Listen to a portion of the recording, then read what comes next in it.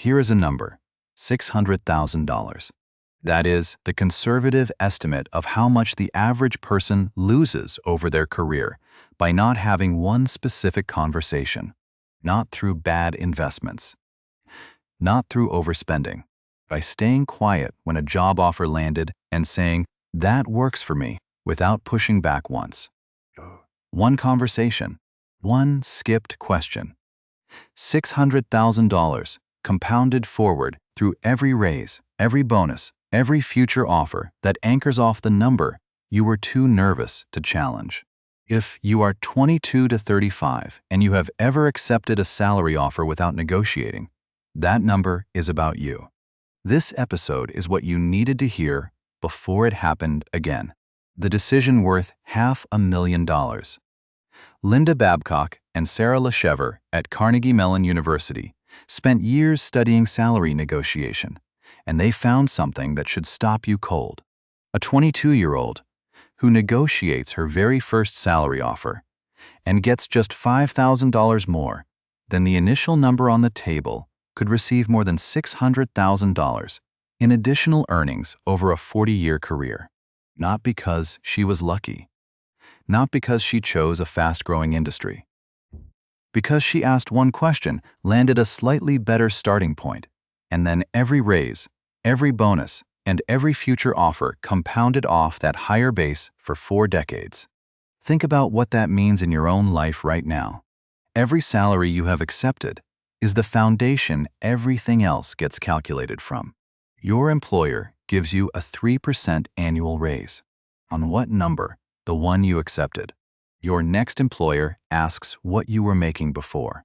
They anchor their offer off what you tell them. Your performance bonus is 10% of base. Which base? The number you sat across from a hiring manager and said yes to without flinching. Most people treat a salary offer like a final announcement. Here is what you are going to be paid. They do not see it as an opening position in a negotiation where the other side has already budgeted room above that number. They read it as a statement of what they are worth, arrived at independently, and questioning it would be presumptuous or greedy. That is a very expensive mistake, not a small one. $500,000 expensive, compounded forward. Here is the frame that changes everything. When you accepted your last job offer without negotiating, you did not make a neutral decision. You made an active financial choice. You chose to receive tens of thousands of dollars less per year, compounded forward through your entire career, because the conversation felt uncomfortable. Once you see it that way, the discomfort of negotiating starts to compete with a very different discomfort, knowing exactly what your silence has already cost you. The math is real. The compounding is verifiable with any financial calculator. But the reason most people still do not negotiate is not a math problem. It is a psychology problem, and the barriers are not what most people expect them to be. Why smart people don't negotiate? Let's be honest about something first. The people who avoid salary negotiation are not stupid, and they are not passive in the rest of their lives. Many of them are high performers who work hard, produce results, and are well liked by the people around them. The reason they do not negotiate has nothing to do with their competence or their drive. It has everything to do with 4 specific psychological barriers that most of them have never had named for them. Babcock's Carnegie Mellon research compared male and female MBA graduates entering the job market. 57% of the men negotiated their starting salary. 7% of the women did. When the researchers dug into why, it was not that women valued higher pay less. It was that they expected the social cost of asking to be much higher than the financial benefit. The fear of seeming greedy.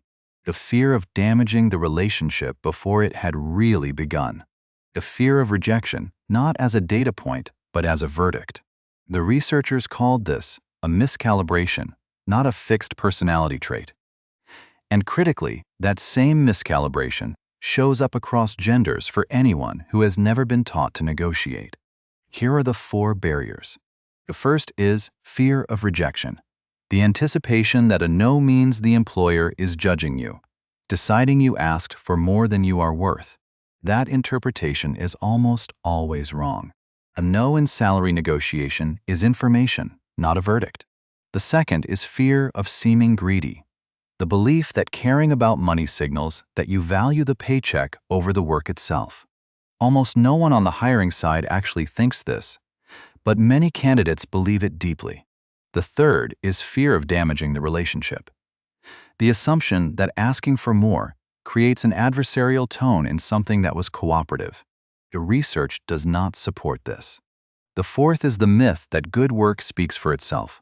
The belief that if you deliver enough value, the right compensation will simply find you without you having to ask. Performance matters enormously, but it does not self-advocate. Someone in your organization who earns more than you is not necessarily outperforming you. They are simply not relying on their work to do the asking. Every one of these barriers is real. Every one of them is learnable through. Naming them is the first step, because the second step is understanding why each passive acceptance costs more than it looks like it does in the moment. The anchor that follows you. In 1974, Amos Tversky and Daniel Kahneman published one of the most replicated findings in behavioral economics. In their experiments, people were shown an arbitrary number and then asked to estimate an unknown quantity. The first number they saw pulled their estimates toward it, even when the number was obviously random and completely unrelated to the question. The first number sets the frame for everything that follows. Researchers call this anchoring. In salary negotiations, anchoring is structural and deliberate. The employer's first offer is the anchor. Whatever number they put on the table shapes what both sides perceive as reasonable for the rest of the conversation. If they open at $62,000, your counter at $70,000 feels aggressive. If they open at $68,000, the same counter feels modest. The opening number does not just affect this one negotiation. It follows you into the next one. Here is what that looks like in real money over time. Say you receive an offer for $60,000 and accept it without negotiating. A colleague with identical qualifications pushed back, made a case for their market value, and landed $67,000. At 4% annual raises, after 10 years, you are earning $88,814. Your colleague who started $7,000 higher is earning $99,183. That is more than a $10,000 difference in year 10 salary alone. The cumulative earnings gap over those 10 years, dollar by dollar, year by year, is roughly $86,900. And that is before accounting for investment of the annual difference, before accounting for how your colleague's higher base affects their bonus, and before accounting for the fact that when they leave for their next role, they negotiate from $99,000, not $88,000. One missed conversation, one number left on the table. The anchor follows you everywhere, and it is not set just once when you take a job.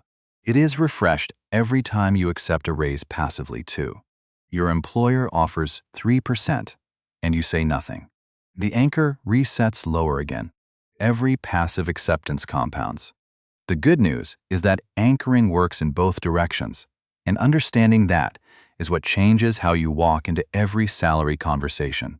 But most people arrive at negotiations with no researched number at all, because they have fundamentally misunderstood what a negotiation actually is. Negotiation is not combat. When most people hear the word negotiation in the context of a job offer, they picture something adversarial. Two sides, each holding a position, each trying to get more at the expense of the other. They imagine pushing, being pushed back against, the hiring manager getting defensive, the warmth of the offer moment going cold. That image is exactly why most people avoid the conversation. It is also almost entirely inaccurate. Roger Fisher, William Ury, and Bruce Patton spent years at the Harvard Negotiation Project studying what actually makes negotiations succeed or fail. Their core insight, laid out in Getting to Yes, is that negotiations fail when people treat them as positional battles. I want X, you want Y, one of us has to lose. They succeed when people step back from their positions and look at what each side's underlying interests actually are. Applied to a job offer, the interests are not hard to find. The employer's interest is to hire the right person at a fair market rate. Your interest is to be compensated fairly for the skills and value you are bringing. These are not in conflict. Both can be met in the same conversation. That is not a battle. That is a problem with solutions. Here is something worth sitting with. Most hiring managers expect you to negotiate. It is built into the process. Most companies' budget for a position includes room above the initial offer. The first number is rarely the last number available. A candidate who negotiates respectfully and with clear reasoning almost never loses the offer, and in many cases makes a stronger impression precisely because they know their value and can advocate for it professionally. A candidate who never negotiates is not being cooperative. They are leaving the employer with incomplete information and leaving their own money on the table in the process. So from this point forward, think about salary negotiation, not as something you are doing to the employer, but as something you are doing with them. When you walk in thinking it is a fight, you get defensive, you concede early, you come away with worse outcomes than you would have gotten. When you walk in thinking it is a collaborative exchange where both sides want a deal to happen, you are calmer, clearer, and more effective. That clarity, though, requires one thing above everything else. Know your number first. The most common mistake in salary negotiation is not the words you say. It is walking in without a specific, researched number. A counter built on how you feel, on a vague sense that you deserve more, will rarely get you as far as a counter built on evidence. There is a real difference between I was hoping for more and here is what I found. Comparable roles at this experience level in this market pay in this range, and I was hoping we could land toward the top of it. The research toolkit is simpler than most people expect, and most of it is free. If you work in tech or engineering, Levels.fyi is one of the most accurate compensation databases available, showing base salary, bonus, and equity at specific companies and career levels, not just blended averages. For a broader range of industries, Glassdoor and LinkedIn Salary both have self-reported data that is useful for understanding where ranges sit. And for any role in any industry, the Bureau of Labor Statistics publishes occupational employment and wage statistics at BLS.gov. Federal data, updated annually, showing median wages and percentile breakdowns by occupation, industry, and geographic area. It is public, it is free, and citing it carries genuine credibility in the room. Beyond the databases, there is one research method that tends to outperform all of them: talking to a real person. A 20-minute conversation with someone who is 2 job levels above where you are now, in your target role at a company like the one you are going to, where you ask what they would expect someone at your experience level to be earning. That conversation is often worth more than an hour of database research. People are more willing to have it than you expect. Ask for 15 minutes, frame it as career research, and most people who are ahead of where you are will tell you what they know. The goal of all this research is not to build ammunition for an argument. It is to walk into the negotiation knowing that your number is a market fact, not a personal wish. When you present a counter grounded in evidence, the dynamic changes entirely. You are not saying you want more money. You are sharing information about what the market looks like. That is a very different exchange, and once you have that number in hand, there is a specific sequence for using it that makes all the difference. The new Job Offer Playbook. An offer just landed. You are excited about the role. The number is not quite where you need it to be. Here is the specific sequence that gives you the best outcome. First, do not respond in the moment. Even if the offer is close to what you hoped for, buying yourself time before giving a final answer is almost always the right move. Something like, "I am really excited about this. Can I take until tomorrow to review everything?" That gets a yes in almost every hiring context. It removes the pressure of reacting to a number while you are emotionally keyed up. It gives you the evening to think clearly, do any final research, and prepare your counter. It also signals that you are deliberate, not impulsive. Second, whoever names as a number first is usually at a disadvantage. The first number anchors the negotiation. If an employer asks early in the process what you are making or what range you have in mind, try to get them to go first. "I would love to hear what the range is for this role," is a completely fair response. If they press and you have to give something, anchor high. Give a range where the bottom of that range is your actual target, not the middle. Third, when you counter, give a specific number, not a range. A range signals flexibility downward. A single number sets an anchor. Position the number higher than what you would genuinely be happy with, because you will almost certainly be negotiating toward it, not away from it. Chris Voss, a former FBI hostage negotiator who later wrote extensively about negotiation strategy, talks about the power of framing a counter as a collaborative problem rather than a demand. Something like, "I am genuinely excited about this role, and I want to make this work.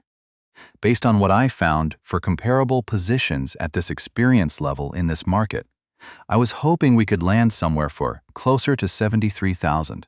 Is there any flexibility there?" That last question matters.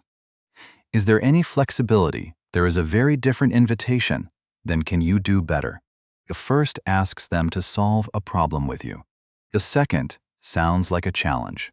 After you say the number, stop talking. The first person to speak after an ask tends to be the first to concede. Landing a new offer is one version of this conversation. But at some point in your career, you will need to have a version of it with someone who already knows exactly who you are. The raise conversation at your current job. Internal raise conversations are structurally different from job offer negotiations in several ways that matter. The relationship exists and has history. Your manager has seen your work firsthand.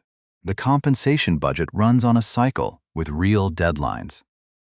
And most people who finally do work up the nerve to ask for a raise do it at exactly the wrong time, in exactly the wrong way. The single most important tactical insight about internal raises: do not ask at your annual review.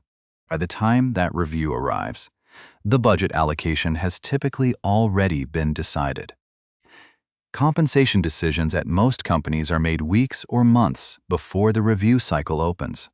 If you walk into your review expecting to negotiate the amount, you are arriving at a conversation where the outcome has largely been determined in advance. The right time to ask is 3 to 6 months before the review, early enough to influence the decision before it has been locked. When you do ask, bring documentation, not feelings. The case for a raise should be built on specific, quantified accomplishments since your last review. Revenue you generated or directly influenced, costs you reduced, projects you delivered at what scope and to what outcome, responsibilities you absorbed without additional pay. The more concrete the evidence, the better. "I led the initiative that cut our client onboarding time by 30% is a raise case. "I have been working really hard, and taking on more than my role requires" is not. Add market data to the case. What are people in comparable roles earning in your location and field? If the market for your skills has moved since you were last reviewed, that is relevant information your manager may not have unless you share it.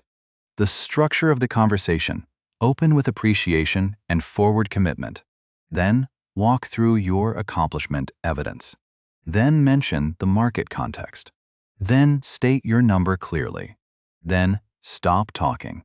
The first person to speak after an ask tends to be the first to concede, whether that means you softening the request or them offering a timeline for when it can happen. If the answer is not right now, ask for a specific plan. What would I need to show, and by when, for this to go differently? That question turns a vague no into a roadmap. And when salary hits whatever ceilings it is going to hit, there is often more value available in a place most people never think to look. Beyond salary, negotiating the full package. When an employer genuinely cannot move on base salary, especially at companies where pay bands are rigid and exceptions require approvals above the hiring manager, the negotiation is not over. It has shifted to a different dimension.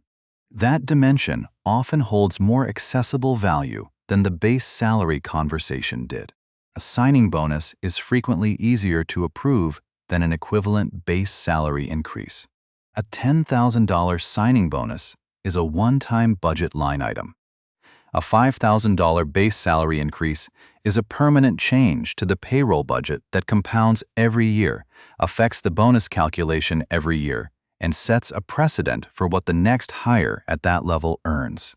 Understanding why signing bonuses are structurally easier to approve means you can ask for one with confidence, even when you have been told that base is fixed.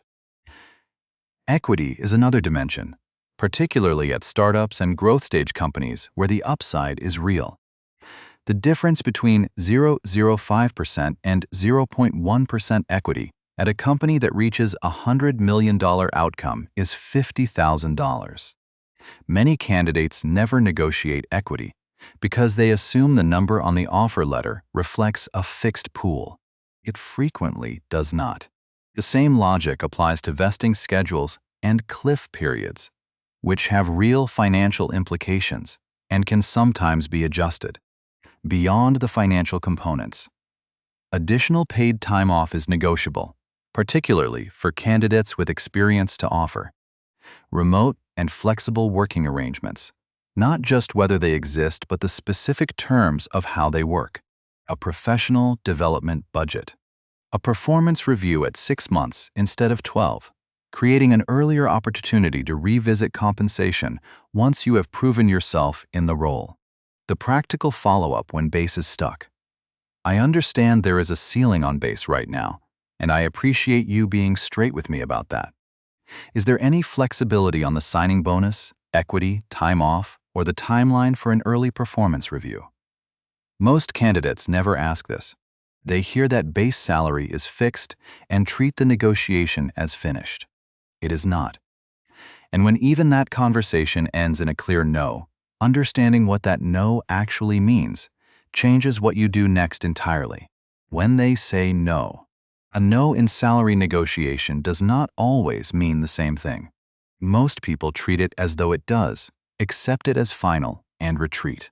That retreat is almost always premature, because a no here is usually one of 3 different things, and only one of them is actually a dead end. The first kind of no is a genuinely fixed budget. The compensation ceiling is real. The pay band is rigid. They truly cannot move the number. When this is the situation, the right response is to shift to the non-salary components we just covered, and then to ask for a clear timeline for revisiting the base. Something like, I understand. Can we agree to a 6-month check-in to revisit base once I have had the chance to show what I can do? That gets a yes more often than most people expect. It is not an ultimatum. It is a plan. The second kind of no is I do not have the authority to approve this. This happens more than candidates realize. The hiring manager genuinely wants to give you what you asked for, but cannot sign off at their level. The right response. Who would need to be part of that decision, and is there a way to include them in the conversation? Sometimes that door is blocked by process. Sometimes it opens. The third kind of no is the most useful one. You have not made the case convincingly enough yet. This no contains the instructions for a yes. Ask, what evidence would you need to see, or what would I need to demonstrate in my first few months for this to be revisited? Then go generate exactly that evidence. The no has just handed you a roadmap. Chris Voss frames a no in negotiation as genuinely useful information. It tells you where the boundary is. The boundary might be movable. The path around it might become visible once you know where it sits. The worst response to a no is to accept it as permanent without finding out which of these three things it actually was. And there is one more layer to understand here, one the research has documented clearly, that affects how the exact same ask lands differently depending on who is doing the asking. The gender gap. Why the same ask gets different results. This is not here to discourage anyone.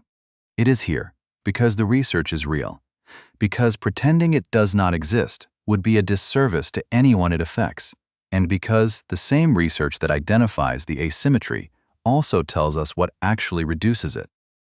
Hannah Riley Bowles, Linda Babcock, and Lai published a study in 2007 in Organizational Behavior and Human Decision Processes.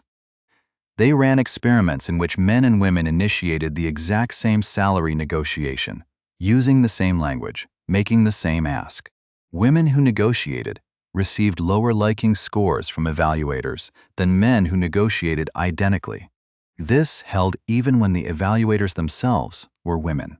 Same words, same ask, different reception. The researchers were not measuring negotiation skill. They were measuring the social evaluation that happens when women negotiate, and they found a real, documented asymmetry.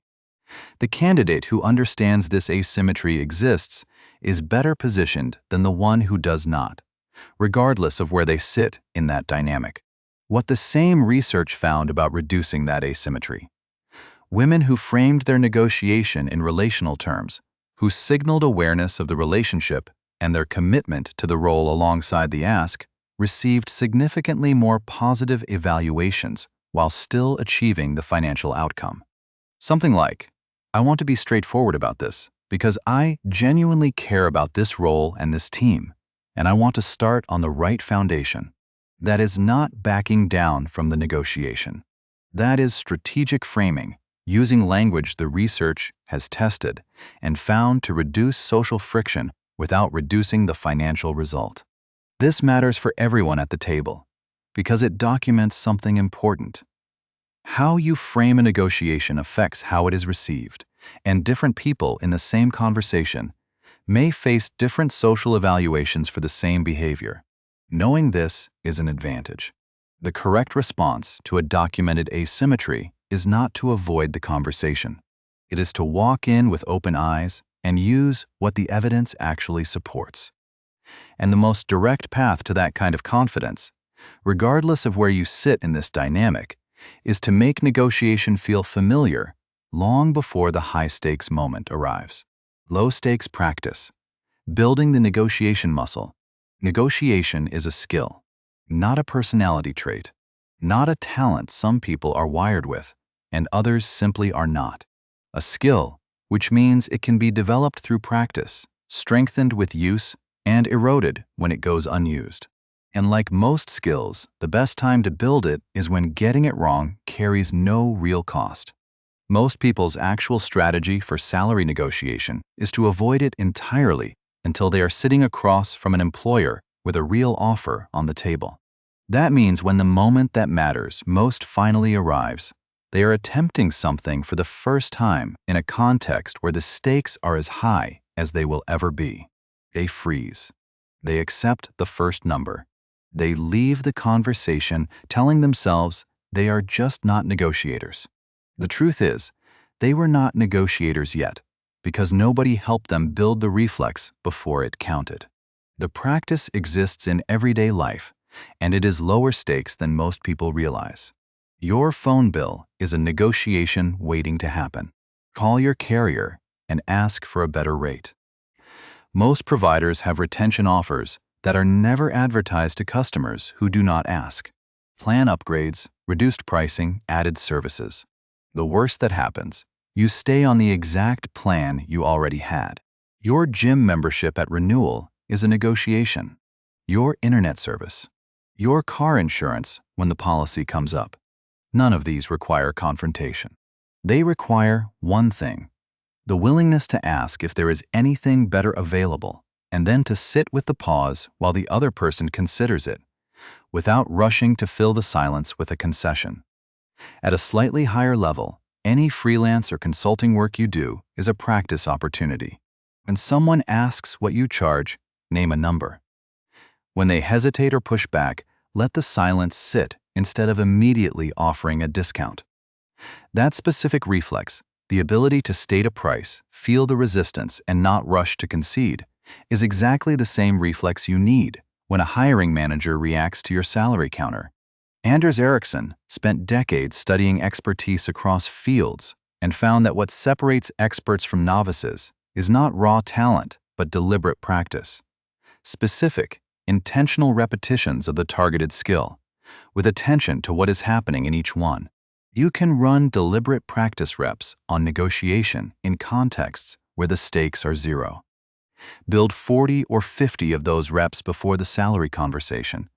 And when you sit down with a real offer, you are doing something familiar. That familiarity changes everything about how you show up. All of this, the compounding math, the psychology, the playbooks, the practice, adds up to something very clear when you look at it across an entire decade. The 10-year ROI. Putting it all together, let's close with the math made personal. 2 people, same age, same field, same education, same city, both 25, both entering the workforce, both receiving job offers from comparable employers. Person A accepts the first offer, $60,000, never negotiates an offer or a raise, receives 3% annual increases at review time, stays at the same company for 6 years, then switches jobs and accepts a 10% increase on their current base.